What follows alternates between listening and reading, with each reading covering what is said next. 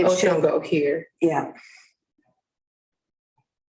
Okay, so should I just exit out of it? Nope. Okay. no, because once you start it.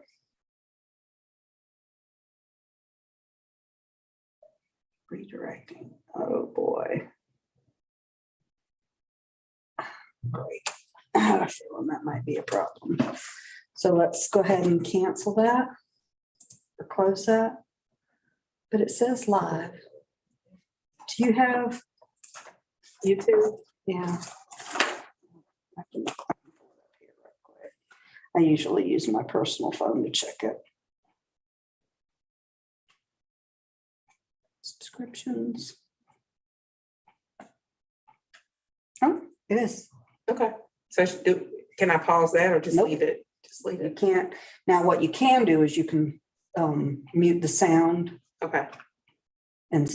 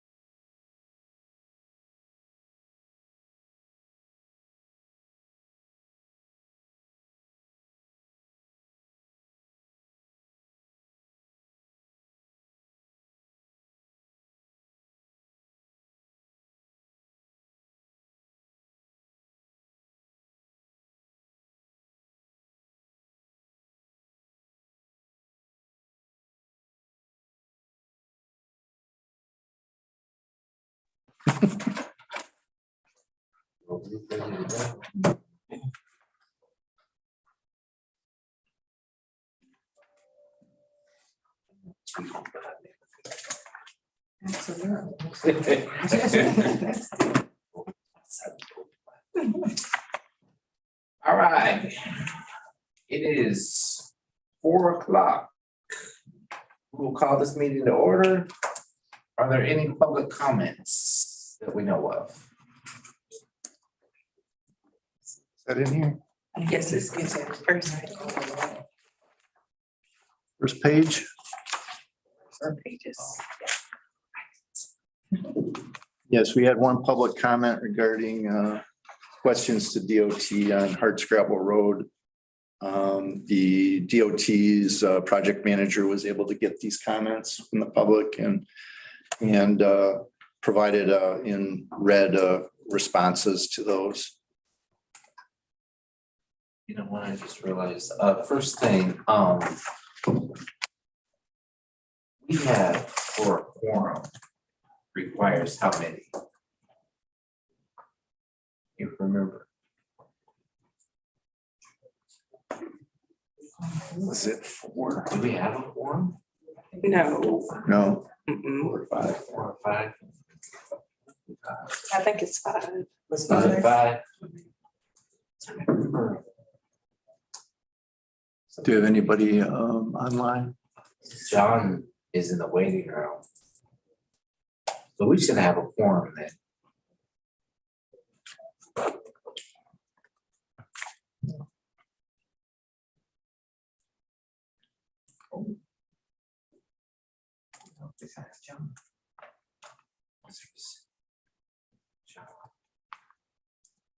John will recall too, but I think it might be five. Chris Company is the next. Yeah, so, yeah, we got a quorum.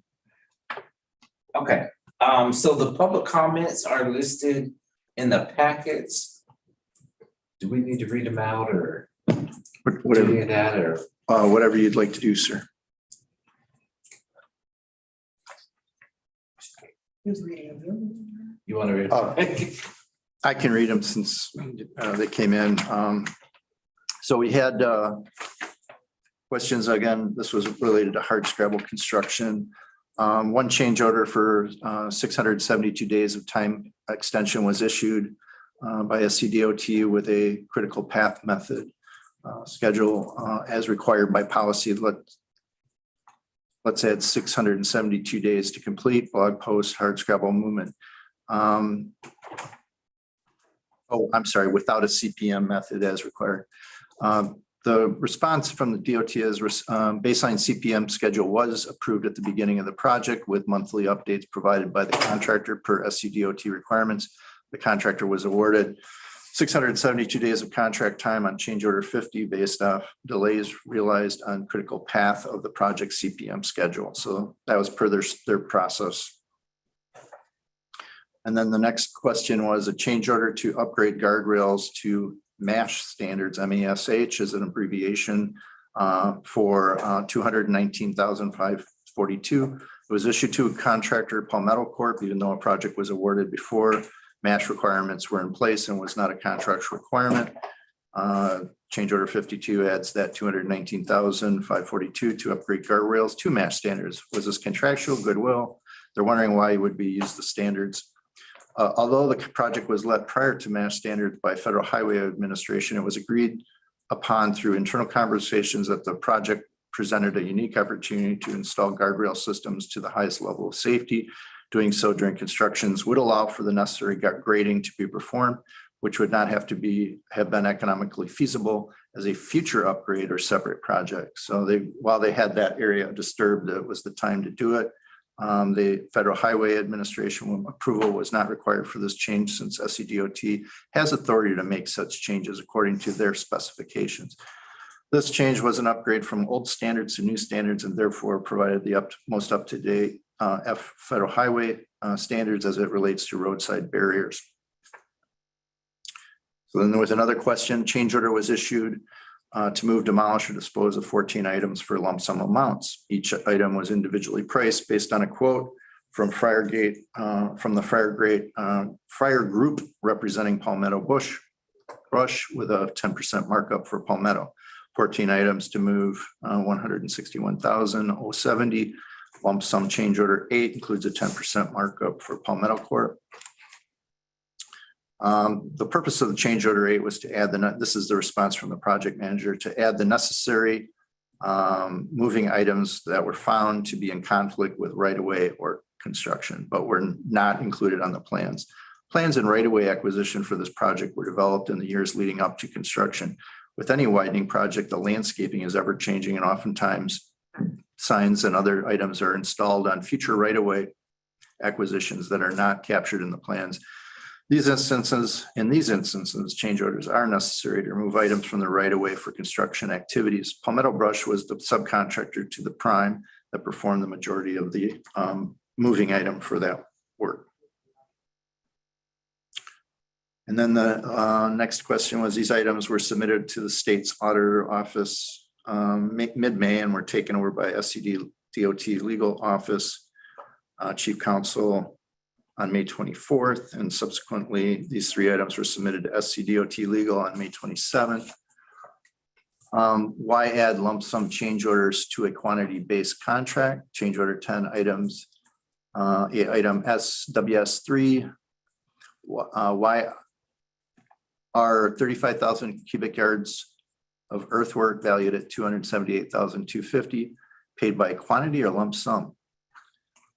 The response from the DOT project manager, change order 10 was bid as a lump sum with bid sheets provided per City of Columbia requirements. The bid sheets break down the unit prices for subcontractor items directly related to water line construction, as well as several additional items to be provided by the prime contractor of water line relocation. Included in the prime subcontract portion of the bid is SW3. These individual quantities are tracked by SCDOT as they are installed, and a percentage of the lump sum is paid on a monthly basis, progress estimates. Earthwork is measured and paid by the cubic yard.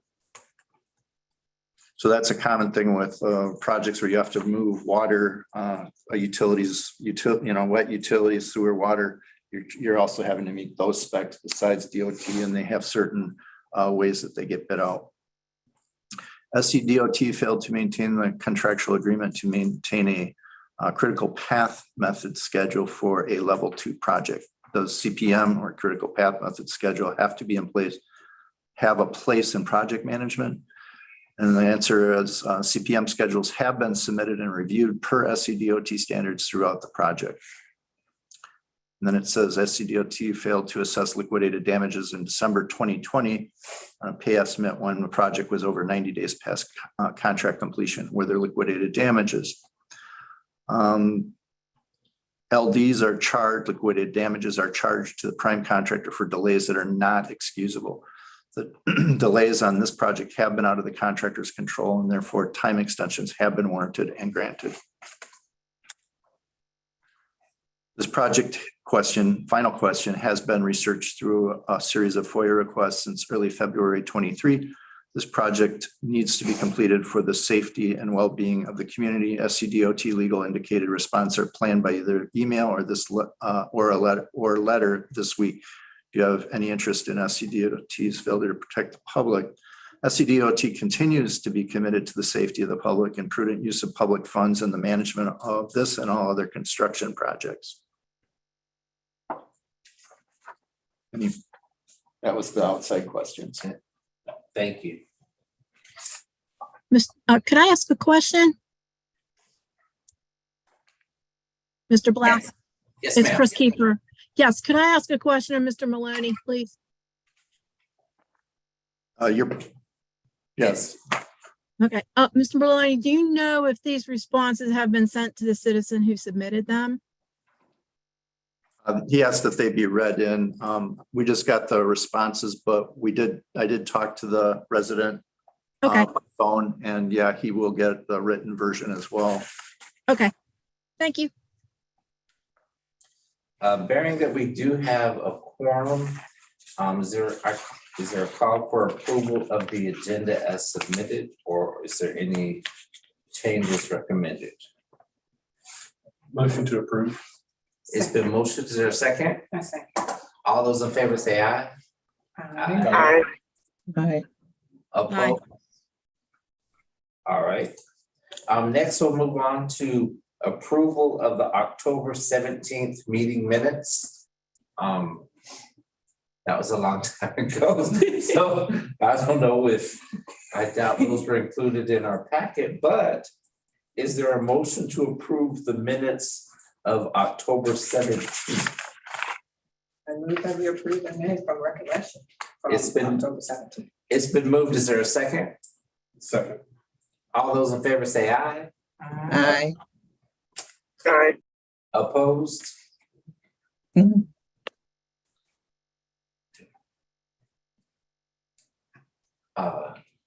Mike, Mhm. do we need to approve for anything with public comments? Or is that just I don't believe so, sir. Okay, Likely just be attached to the minutes. You'll stay with the Part of the minutes. minutes. yeah. All right, next we'll move on to the Office of Small Business Opportunities. Good evening. I'm Margaret Jones, a Certification Compliance Specialist for the Office of Small Business Opportunity. And our report today is that we have 120 certified SLBEs. We have 7 in architect and engineering services, 35 in construction services. Professional, non-professional is 9, professional is 60, wholesale is 9 for the total of 120. We have 22 pending renewals, and we have 10 pending new applications. We set a goal this month on a dirt road project package O, and the percentage for that is 12%. We have in our annual Engage Richland, and the title for that will be Exposure, Expansion, and Evolving, and that will be September the 14th, 2023 at R2I2. And we're still in the planning stage of that event. Do we have any questions? Question on what the date that you just read for the small business, was that under the Business Academy, or what page were you on for that? It's on, we don't have that in our Yeah, report. I didn't see that. We don't have it in the report. Okay. And what was That will that be, pardon me, date again? the date will be September the 14th, 2023. Thank you. You're welcome. Thank you. Any other questions? All right, thank you. Thank you. Next, we'll move on to the comment program. Good evening, everyone. Again, I'm Jackie Bowers with the comment. And I just want to bring to your attention that I noticed that in our report in this package, it has 2 pages that were duplicated. I don't know how that happened, but it was not submitted that way, but you'll see 2 of our pages duplicated. So I'll start out with the updates on the shelters and the benches that were installed or that are going to be installed. As requested last month from the committee, you all wanted more details on the benches and shelters that's been on this list for a while. And I did contact Davis and Floyd to give details of that. So as you will see, to start out for the completed sites, we do not have any at this time. And the approved sites, that 1 bench, stop number 1650. They're waiting on the Hartscrabble Road project still yet. And there were some ADA compliance issues when AOS went to review the site. So that's why that one is still on the report as well. Next, the sites currently under permit review. There are none for shelters. For the benches, the one at Lexington Medical Center has been unresponsive since providing the easement for review. that's why that one's still there as well. On the next page of that section, we'll go to the sites and design.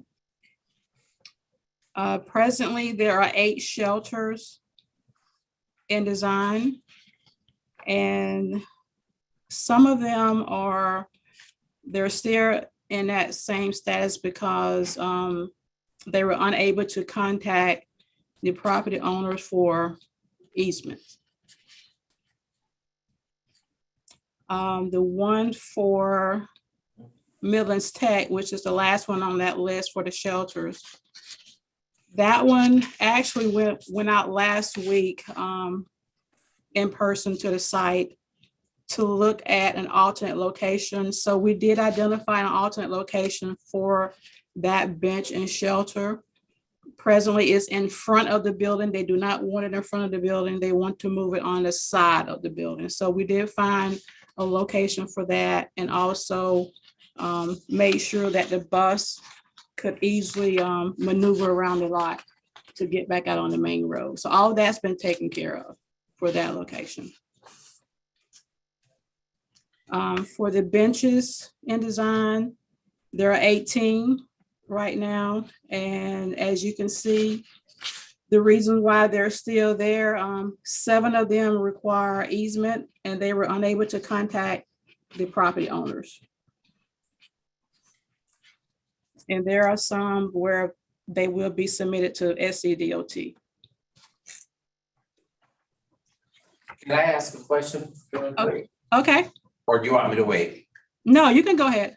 Would it be possible if you could send the committee a physical address of these stop numbers?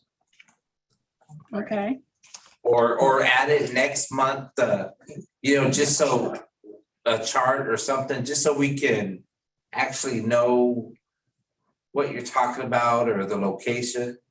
My other question is, and then I see John Epting has his hand up, is a lot of the responses stated Columbia requires neighborhood involvement.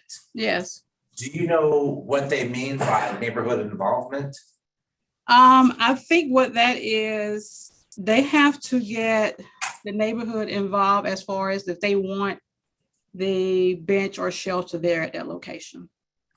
Okay, Yeah, it's like feedback. gotcha. Mhm. Mr. Epting. Thank you, What Mr. you Black. Jackie, I appreciate you providing this additional detail for me. This is very, very helpful. And, just looking, I guess, back a year at where we were, I just went through that list from our agenda about a year ago, and we had about 24 on the list at that time. 12 of those are still on the list. And so that's kind of what I was getting at with my question last time, to understand a little bit better why these things are taking time. And I understand, the world of acquiring easement, especially when you can't condemn and take the property, is extremely difficult. So I understand the difficulties that come with that. But, I also look at some of these, and, you mentioned the bench at Lexington Medical Center. That one appears to be within right of way. I guess, do we have any clarity on why we need an easement if we're working, within DOT right of way? Or is that, I guess, maybe I'm misconstruing and there's a utility corridor through there? I just see the telecom behind it and I see the gas lines behind the bus stop. And so maybe it's the location there or something like that. But between that and then the city of Columbia requiring neighborhood involvement for bus stops that are on private parcels, I'm not sure if I understand where the city, I guess, holds the power to require a neighborhood meeting before y'all can, improve. And I think with the, I'm looking specifically at number 21. That's the one that's catches my eye when I drive to work each morning. That's been on the list for about a year now. That that's a parcel that's owned by Blue Cross Blue Shield. It's set back off the road, seemingly intentionally outside the right of way. Why does the city of Columbia have the power to dictate that a public meeting would be required to add a lien post to that bus stop? Yes, and I understand that. And also too, just from, my experience and the meetings I've been in and the phone calls I've received, I've personally received calls about benches and shelters that were installed, and they were saying that no one got our input. You just put it in our neighborhood or put it in our area, and no one talked to us about it. So I'm thinking that's what that is, but I can get more clarity from Davis and Floyd. But I'm thinking that's what that is, because I've heard that so many times from residents. Okay. Yeah, I could understand where they may be coming from with that. So, but again, I do appreciate the additional detail. And Mr. Black, to your point a moment ago, as far as listing the locations of these, I think that we sacrificed the location on the list for the description of the delay. And so typically there's a corner that each of those stops are associated with to make it a little bit easier to track them down, kind of like you see with the Forest and Trentham westbound. I'd also be very curious about the Forest and Trentham stops being removed from the list and why that was, because I remember we were reaching out to the city of Forest Acres before to try and get some feedback from them. Was that just a hard pass from the city, or do you recall what happened there? He didn't give any specific details as far as the ones that's to be removed from the list, but I could check on that as well. Just curious, if they're opponents to public transit and having stops, then it'd be nice to know It's okay. why that is. Yeah. I'll talk to you later. This is Sean Greenwood, city manager Sean. of Forest Acres. Okay. Just to let you know, it is a hard pass by the city for the one location that was supposed to go right near our corner that is landscaped with our clock tower. Yeah. And I'll be honest with you, I told the DOT to hold all pending permits for benches and shelters for our approval, because we are having a long battle with homelessness in the shelters in Forest Acres. We specifically had a long battle with a lady that was living in the shelter right in front of Trentham Plaza, and it came, and honestly, the comment just was not upholding their own requirements for those things, and my police had to go and arrest this lady. So until the comment can prove that they can both keep their shelters clean and they can enforce their own rules of not having people live in them, the city won't be approving any more shelters. And also to that, hey, Sean, how you doing? Okay.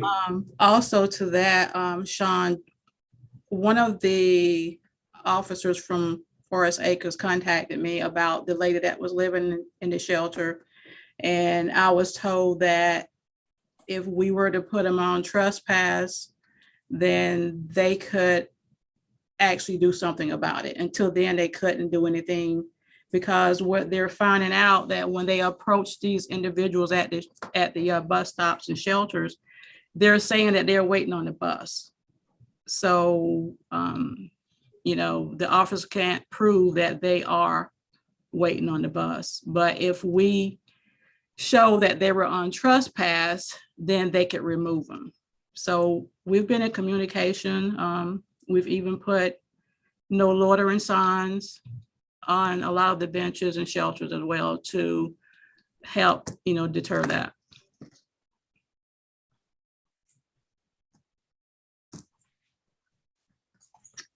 Okay, any more questions for me regarding the benches and the shelters? I think what I'd like to see with this chart, in the chart that you're creating for timeframe, I know John mentioned a reason for the delay, but what would be helpful is if you could give us a date in progress, like if it's 10 days, 100 days, 365 days, something like that, so we can at least measure how long these. As far as the completion date? As far as the requested date. Or the requested date? Yeah, from when it was initially requested up until where we are now. Okay. Like the timeframe. Okay. I'll make sure they provide that as well. Okay, thank you. Okay, so that's all I have for the benches and shelters. So next we would go to the ridership report, which is item B. So the total ridership for June was 127,984. And last year, this time is 121,607. So the ridership increased by 5% compared to June of 2022. I know in your package it says May, but it should have been June. And the next page shows a previous month comparison. So again, for June, 127,984. And then the previous month, which was in May, 131,263. So that was a 2.49% decrease from one month to the other. And I'm sure that's because of the school closings for the summer. So the next page of the ridership is average daily report. As you can see, the monthly ridership from January through June. And then your average daily ridership for this year for each month.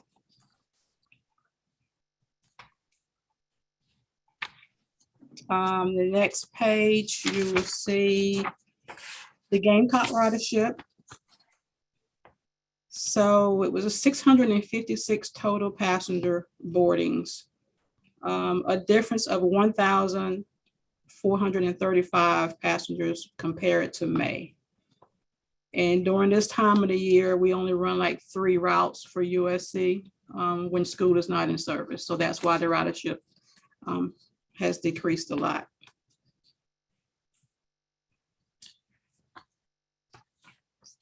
The next page will be item C. It's the financial statement as of May 31st of this year.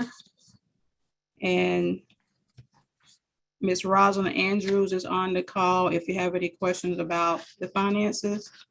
And then the next page, which is item D, is our DBE tracking.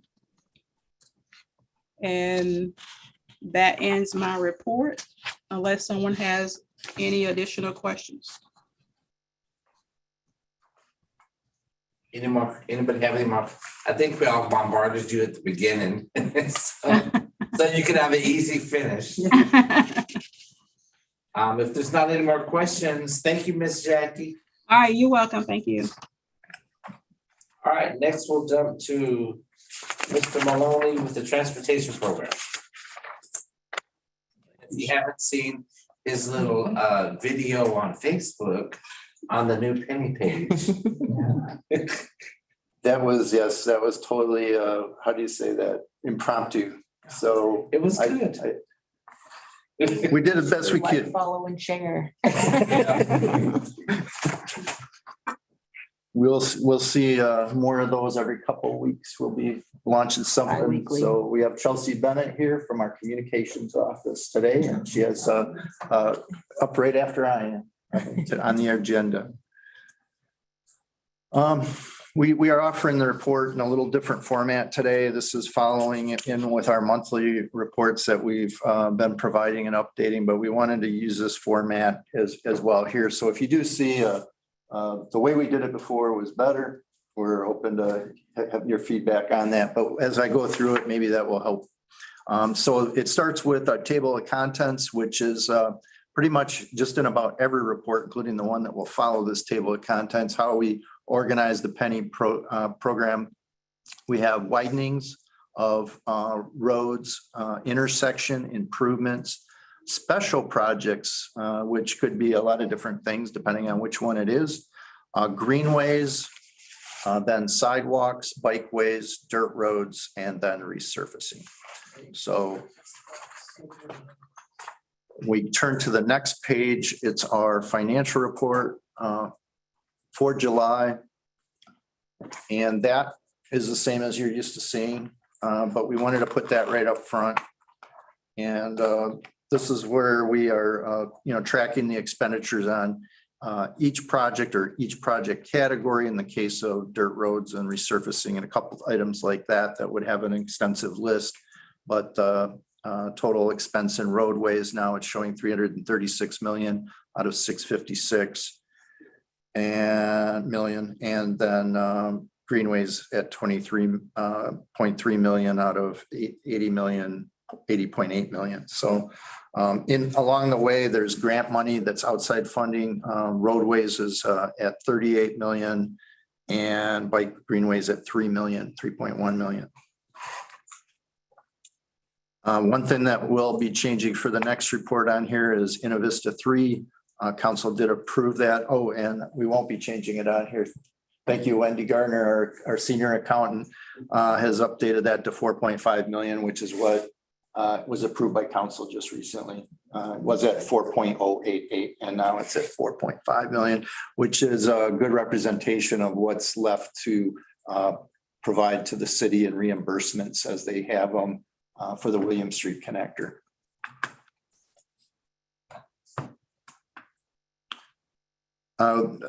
Also, looking at this just below that in special projects is Kelly Mill Road, and that's at a $4.5 million budget. That project was one we just embarked on. It hadn't been started. We thought now is the time to get going on Kelly Mill because it comes out to Hardscrabble Road. And and before DOT is completed with the construction of Kelly Mill at Hardscrabble, we wanted to start to have that coordination going on because that Kelly Mill Road project is essentially a widening with sidewalks on both sides. So it'll be a 3-lane road. It's currently 2-lane in that area. I think as you go southeast on that road, you get to a couple of schools, elementary and middle school. And in that area, the road widens out to 3 lanes now, but that's where we'll be ending as we get to that widened area that's already there, bringing it back to Hardscrabble. There's water crossings and other things that will be, tricky. If it wasn't tricky, they wouldn't need an engineer. So you said the Kelly Mill Road that'll have sidewalks on both sides. Yes, sir. You know how far up? So we're going from Hardscrabble to connect in there to the schools. It's the first school, which is elementary. Okay. And I'd have to look at that again. They may already have some between the schools, but we carry it to the elementary school there.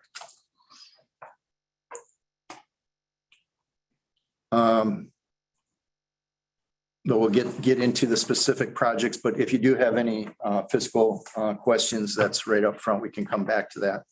The Atlas Road widening project is just waiting on, we got 99% completion because we just need a authorization to proceed, a certificate to bid it out.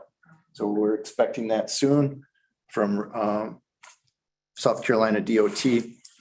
On all the widening projects, except if it was like Green Street was a city road, non-DOT, the DOT we go through their process of 30, 60, 90 reviews, and the 60 and 90 are the most important. So as far as we have to have their authorization to move on and acquire properties at 60 and to bid it out at 90. So that's where that's at, getting ready to bid out, and we're waiting for that to go. The map shows an area that's in blue. That is the area that would be getting built. The area in red is showing the area that is a second phase. It does say that the second phase would have sidewalks still in it. But when I looked at the plans of that, the sidewalks are integral to the curb and gutter. So that's one that the bid results of this will be key to see if we would have projection to actually complete that other phase. The next page is Bluff Road widening, phase 2. That is a new traffic signal going in, and I believe it says right here at the top, it's at Bluff Industrial Road on Bluff. So it's Bluff and Bluff Industrial is where the new signal is going in. There are some infill sidewalks up in that area nearest the stadium. And then the road is a complete 4-lane resurfacing out to the highway, out towards 77. And that is set. They're moving on. They're waiting for approval for right of way right now and continuing, even though they might be waiting for that authorization to proceed. with right-of-way acquisition.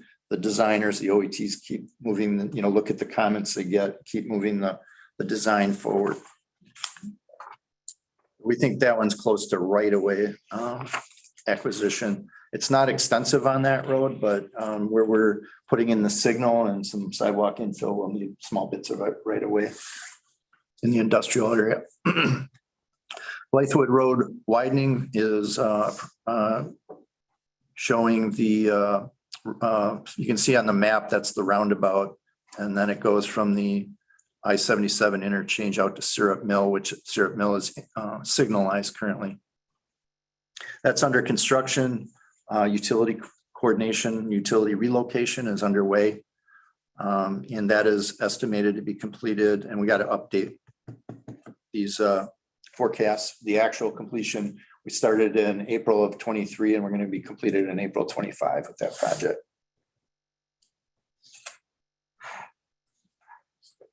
And then Blythewood area improvements. Now that showed the original referendum projects. So you can see the area that there's red line that goes down slope. We don't have that in the budget. The red line on the right of that one that slopes down on the map starts at Syrup Mill. And then the next intersection to the left, that's Muller. That's also signalized. It looks like economic development is in design on that extension. So that'll be an extension of what we currently have in construction. The other piece continuing down is not funded at this time. Then on the right on that map, there's two red lines, one above Blythewood Road and one below Blythewood Road. The upper one is McNulty, which is the sidewalks that are going in and connecting in with the Main Street on over. And then the bottom one is Creech Road, which creates a new corridor that's not there. North of what's in green there is the school district, high school. And we run along there and connect into where there's a lot of hotel development, new hotels there along the I-77 area.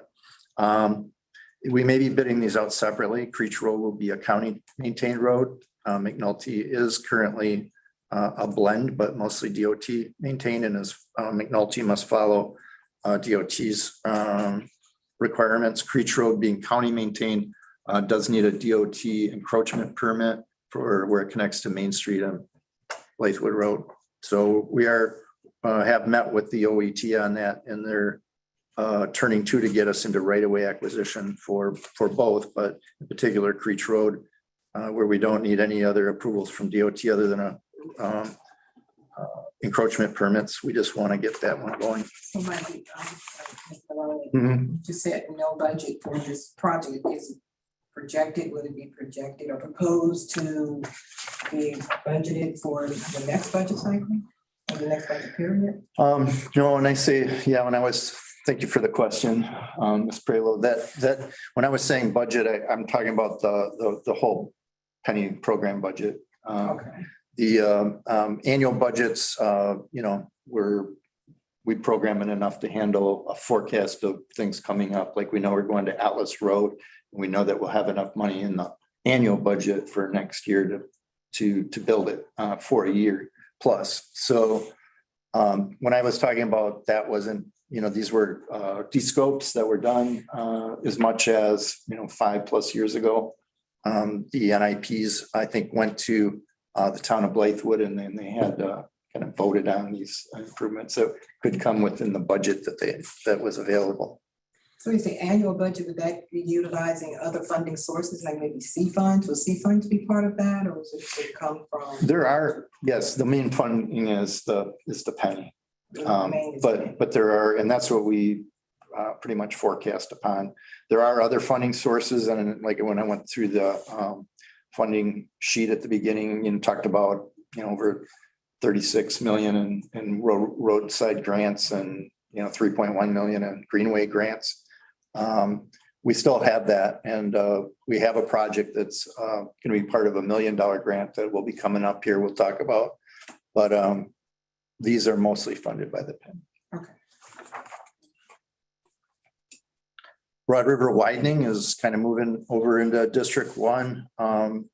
Big project there that we're waiting for the ATP to get the right-of-way acquisition going We've had several meetings with DOT on the issue of getting the ATP, and it sounds like we're close.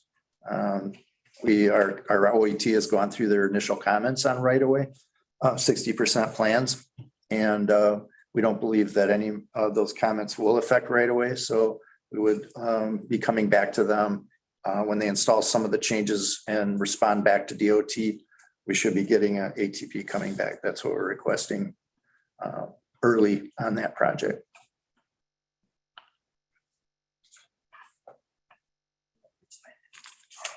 Lower Richland Boulevard, we just had a meeting with SCDOT and our OET going through specific questions that came back on the, I believe it was that 60% review that we need to get to into right away again acquisition.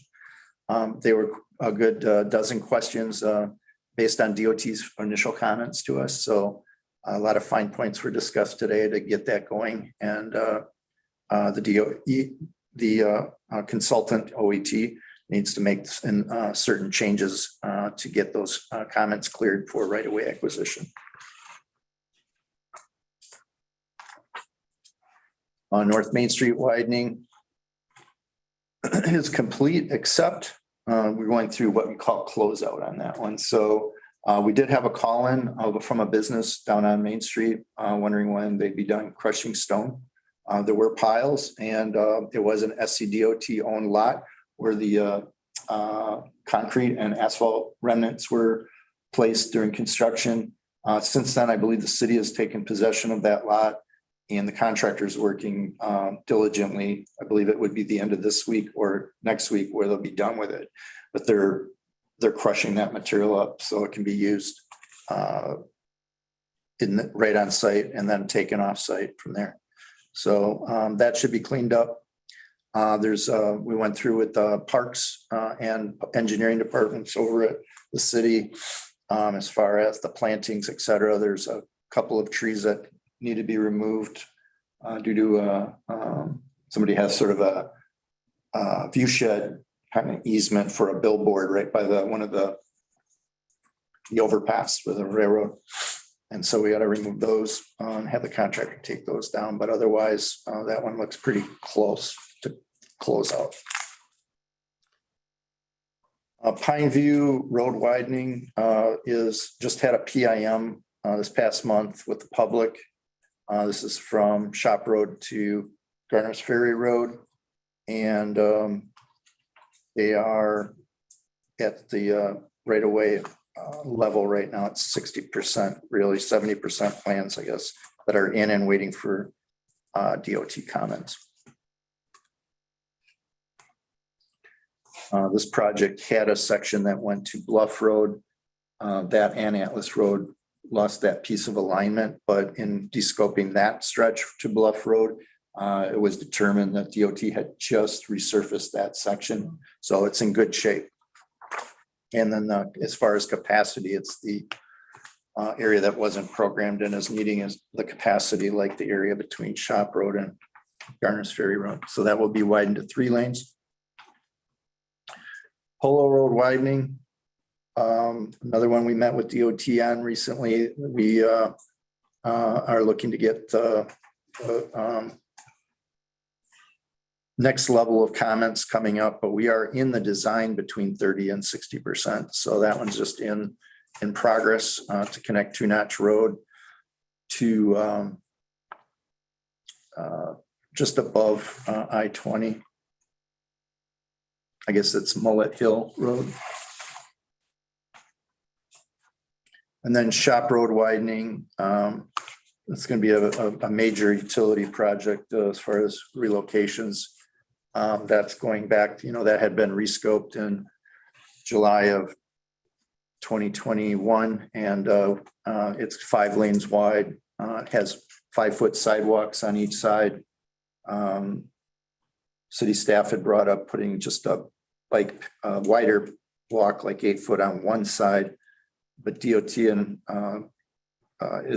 maintains the road as well, and it's a DOT road. And we looked at this early in the process, and there's literally trails on both sides of the road. So you got the stadium traffic, you got other people walking on both sides, And in that area, there's not controlled intersections to cross. So that's gonna have the sidewalks on both sides.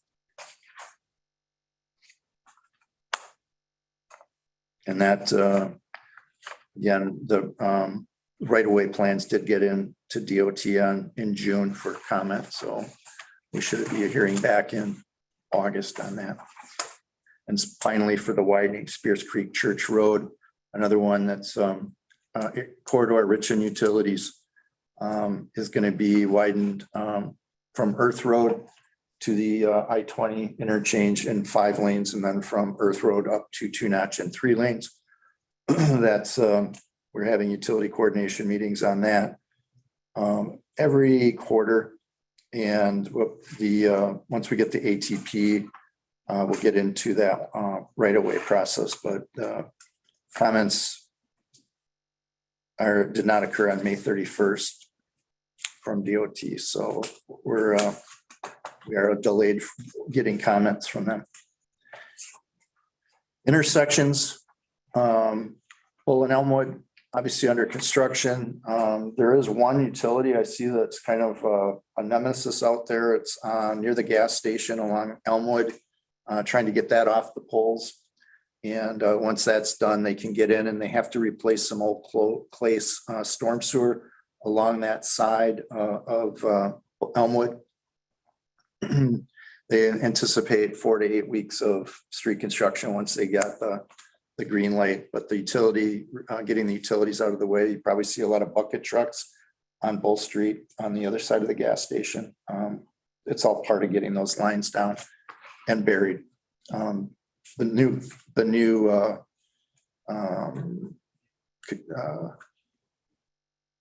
control of the intersection traffic signals instead of guy wires will be poles.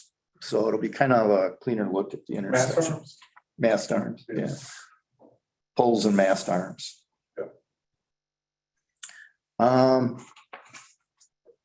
Any questions on that? So the holdup is what is it, like Verizon, AT&T utilities? It's that type of utility, yeah. Yeah. Yeah, it's the last one on the pole to get off there. So that's the same crew that's around the corner with 5. They had like 4 bucket trucks out working today. So I know they're working on it.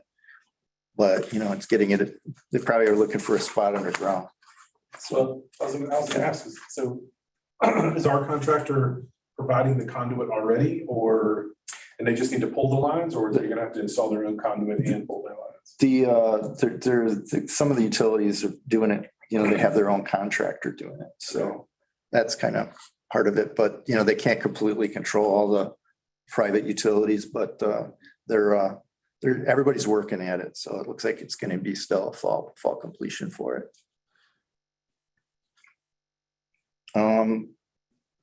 Any other questions on it?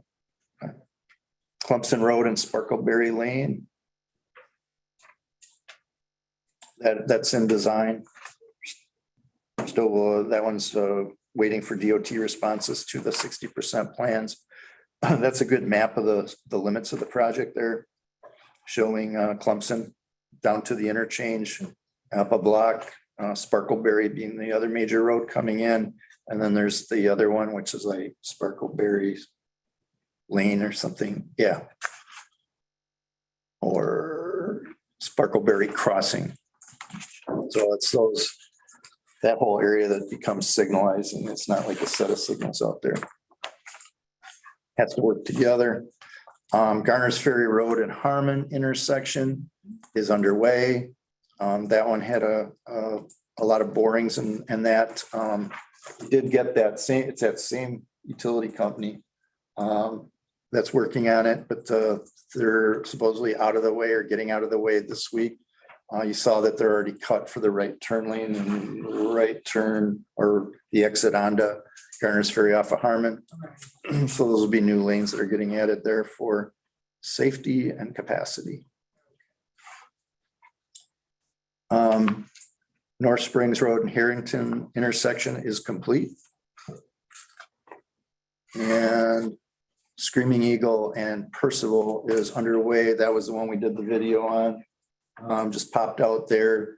It's good to do that. It shows, one of the things we could have talked about more and we're talking about now is that during the day, they're doing some work on the sides of Screaming Eagle Road, and when to have room, they had to close it down to one lane. So there's flaggers out there taking both sides of Percival coming in and then up Screaming Eagle. Just one of those could go at a time. And so that was just during working hours. And it looked like they were doing a good job. They got about 20 to 30 vehicles and then they kind of shifted around to the next one. So they had really good flaggers working out there. So I kind of went and talked to the one guy. It was really, they're doing as good as they could, especially early afternoon, right around lunch hour and that when there's extra cars in there, as well as all the vehicles going to the landfill and ready mix plants and that sort of thing out there. But that's reopened to full operation at 4 p.m. every day.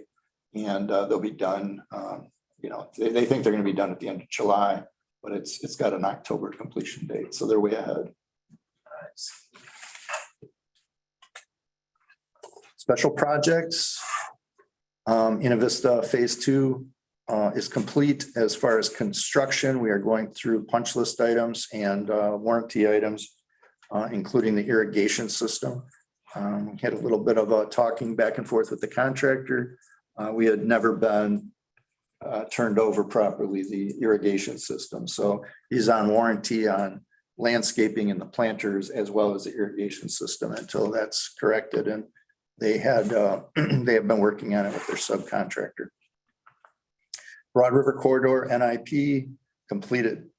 Nope, I'm sorry, Broad River, that's Broad River NIP that's completed. Broad River Corridor NIP, not to be confused with the other one, is in design. Now this project, sometimes if you hear SCDOT talk about it, they may call it the safety project. They were doing a safety project from I-20 in a few blocks, and we're going from those few blocks out towards Bush River Road. But what it does is it puts a raised median and it kind of has controlled access for the businesses. To do that, we have to anticipate U-turns. So there's some things being done that need a little bit of right of way to allow that to actually be planned to occur. So that's what this project is. So from sidewalk ramps to to putting in medians and then the pavement items all along that. That's the project, and it's still under design.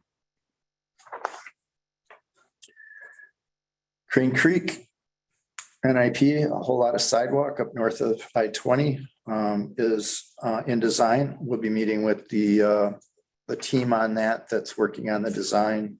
We've been bringing in the OETs this month. We've met with 3 of the OETs. And so as we get through all these, we'll have, even more to put in on the completion dates, et cetera. We're requiring them all to bring in their schedules. So this one has a lot of to be determined, but by next month, we expect that to be fulfilled with dates. Decker Woodfield Neighborhood Improvement Plan. We have a couple of projects that DOT has just recently at our meeting this week promised to get us approvals on or review comments. And that's the Brookfield sidewalk and another one that we had out to bid or we're trying to get out to bid. So Chadsworth connector, we do need to meet with Richland County Rec Commission on that.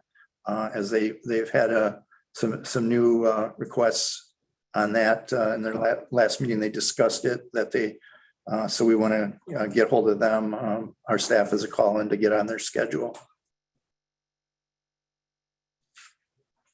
But those, if those could be taken care of with the RCRC on the Chadsworth connector, I think we'd be just a few months to bid that out.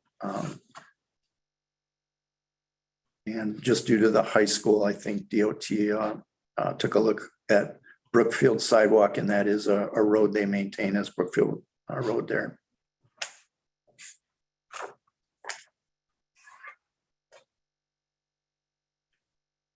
CERN 2, which is Rabbit Run sidewalk.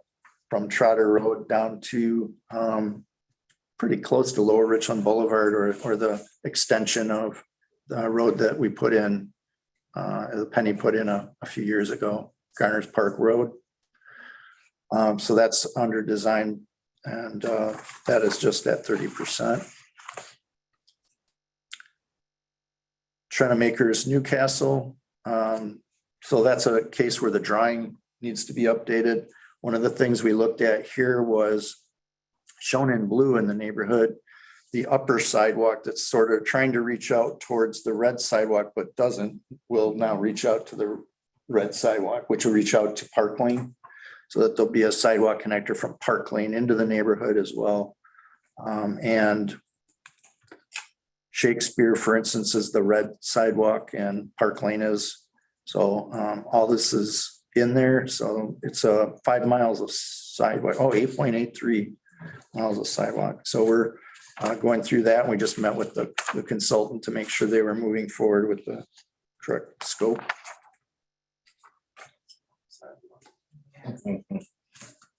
Greenways. Crane Creek Greenway. Again, the map needs to be updated. There's like a light green line down at the bottom page there, or down bottom center, and that's closer to what it is, but I think it goes further south to connect in with a parking lot that's out there down by the backwater dam. And I don't know what y'all call that, but it's got kind of like you can bike up to that point, and then you can walk up over the dam onto a trail. This will be connecting from that going all the way up towards 20 to get across the Crane Creek. So that is at 65%. We just reviewed the design with the consultant on that last week. Gills Creek Greenway is as shown. It goes from McKell up to Fort Jackson. And we're looking at just an alternative bid on that we can review of concrete decking and concrete decking piles, pile footings, posts, beams, everything's precast, so except for the rails. So we wanted there's a company out of North Carolina that makes that. We wanted to take that and just bid it alongside wood, so council can see the difference. Polo Road, Windsor, Green Lake, Windsor Lake Greenway is one that we just started in July. Well, probably May, and it will have a concept ready. We indicated in July, but we are still meeting with the 2 property owners out there. Some complexities in that.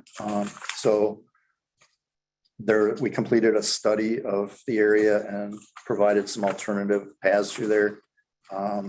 I think we got to kind of work with the property owners on this one and then kind of go out for a public meeting to discuss the options as well. But there are these development requirements in that from at least one of the property owners that might really dictate an alignment. Smith Rocky Branch Greenway.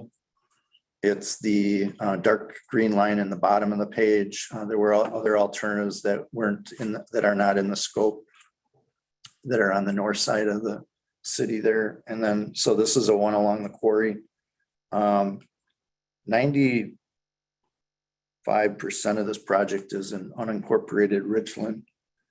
And the city's asking that we annex into the city for maintenance. So we'll take that kind of information to Richland County Council through ad hoc and talk to them about, which direction to go. We can offer some options to that. Is that kind of a stipulation from the city that you have to annex it in? From staff, and you can kind of understand the thought process there, that they want to be in their limits to do maintenance. So that's different than Columbia Water, but I try to look at that separately as a utility that's serving all over the place beyond the county probably. But so as far as road maintenance type things, transportation maintenance type things, I guess I understand their thought process. Three Rivers Greenway is phase 1A and B are complete. As a matter of fact, that's one of the places I'm going to go this week, is take along and get a video. So a lot of people haven't seen the extension down to Boyd Island and that sort of thing. So we'll do a pop-up video down there and try to get some good B-roll of the trail extents now. And then phase 2 is one where the Penny committed to through county council to fiscally contribute to what's being designed right now. And they said they were at like 80% completion on it, is the going under the 126 and then across the Broad River. So we'll see. That's it for greenways, sidewalks. We've got Alpine Road sidewalk. 2-notch to Percival, fairly extensive long sidewalk project. There are areas that already have sidewalk and we won't be changing what's there. But I would like to call this Alpine Road sidewalk and Alpine Road resurfacing. Because that's really what it is, and that's a bigger part of it as well. This project, the resurfacing project, has a federal $1 million grant to help out with it. So that's really good. So we reached out to DOT. It's not going to be as complex as Main Street with a Tiger grant, and federal earmarks. It's going to be a lot lighter than that, but it will still have federal requirements that we follow on it, including all the reporting. So that's, we received the authorization to proceed with construction this past month. And we have it going into our procurement office for bid.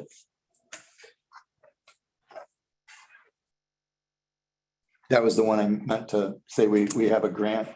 So I don't know if that, answer your question or whether yours on grants and that, but we have a few available now that we have to do, and we actually have to get an extension on it too. So they didn't seem to be concerned about getting the extension, but we won't be awarding it until we do get confirmation of that. Percival Road sidewalk. That one had a special meeting with DOT on one issue that was outstanding, and they appeared to have cleared that up. So that was the one item to get that one to ATP for construction. So that one's ready to bid out.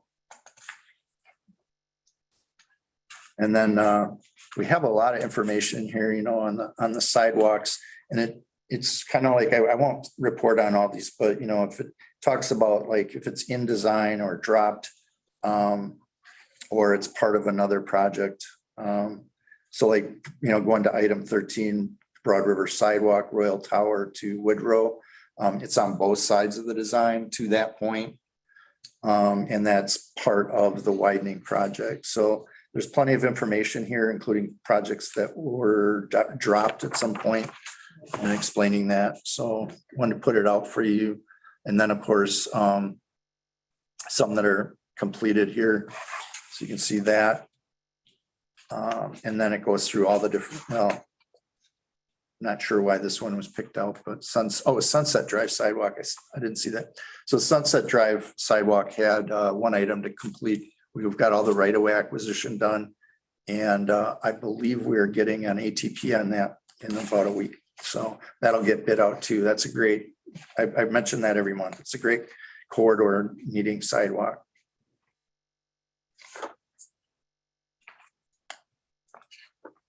And then bikeways. There's quite a few that were removed by SCDOT because they were sharrows, or there was a restripe to narrow the driving lanes and trying to fit bikes in there as well. And so a lot of those, you'll see some were removed by SCDOT due to design restrictions. Things that would kind of like deviate from what's a standard and what's allowable. So they kind of went through those.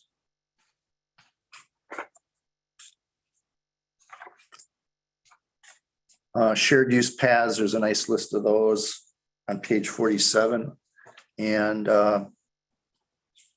we continue with those that are on this list. And then pedestrian improvement projects, they're all completed. So that was a category of going out and, making a lot of intersections ADA improved. Those are all completed by the PDT.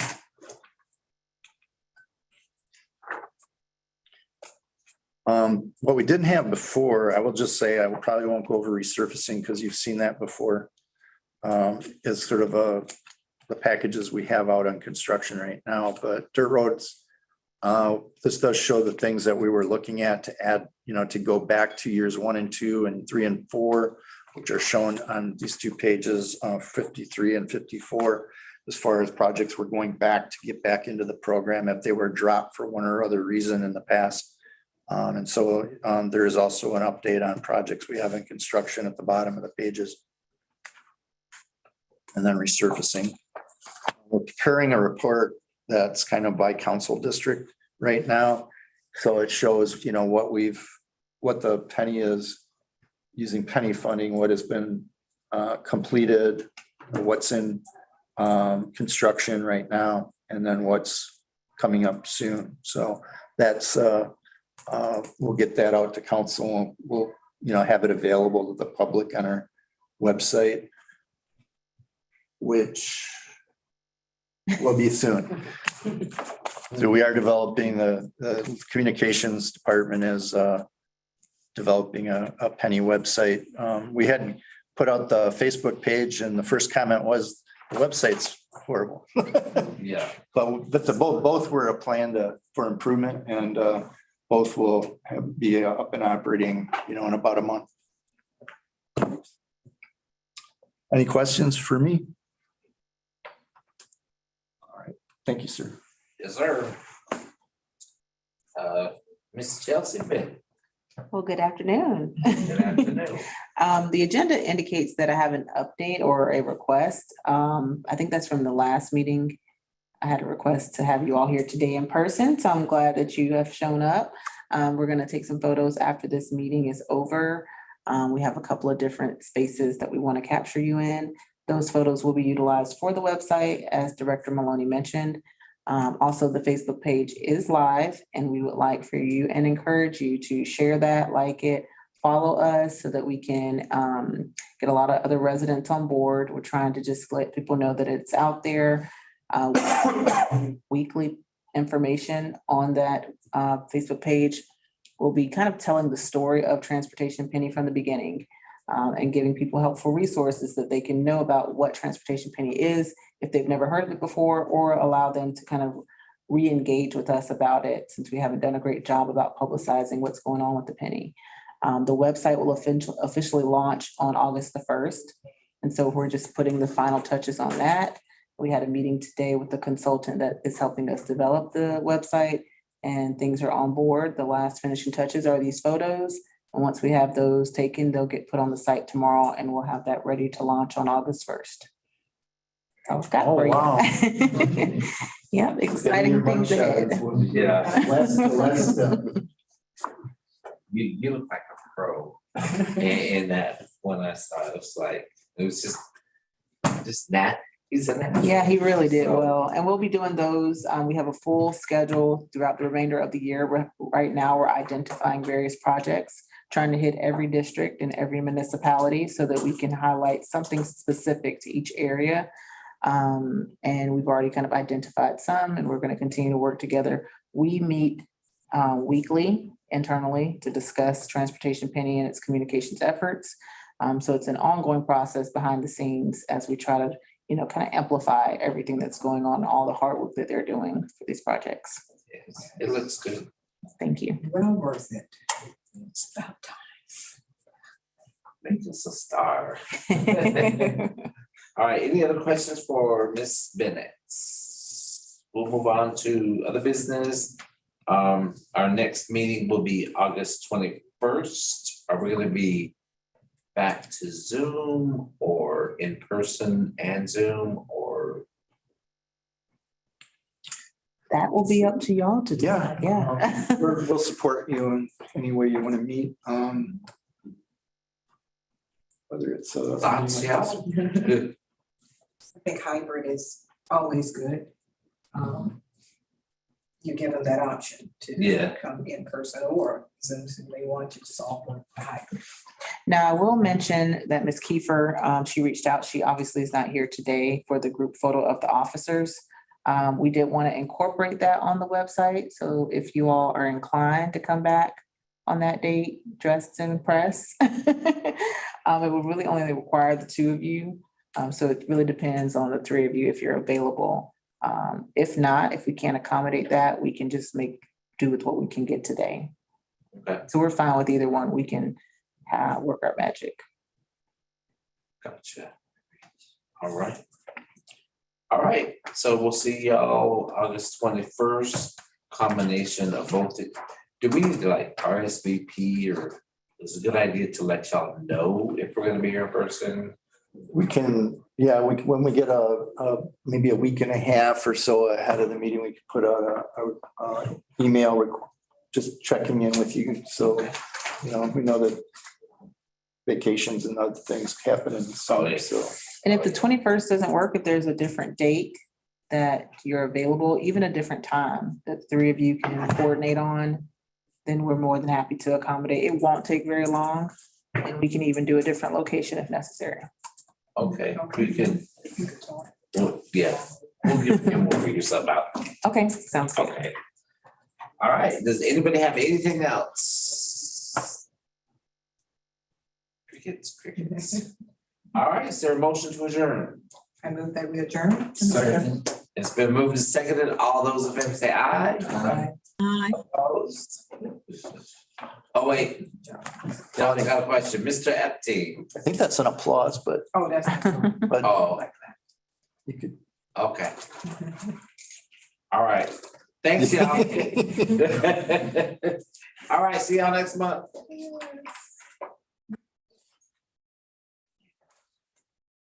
All right.